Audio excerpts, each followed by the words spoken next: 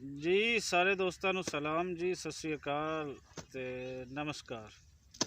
अज असी जिमीदार इत्थे खाड़ा साफ कर रही है और तुहानूं विखाने हैं कि पानी जिहड़ा है वो किस तरीके नाल लिया जाता है। एक तो नहरी पानी होंदा है, एक साडी साइड ते ट्यूबवैल का पानी है और रिपीटर इंजन के थ्रू वो लिया जाता है।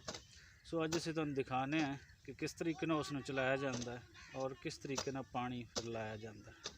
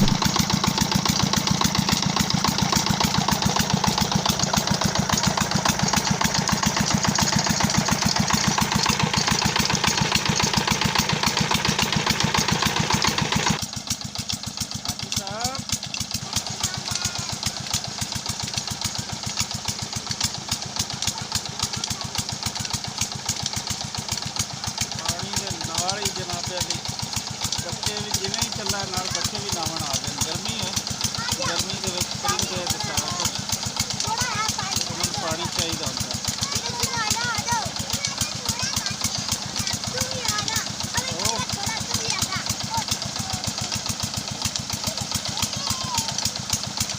बच्चा भी इंजॉयमेंट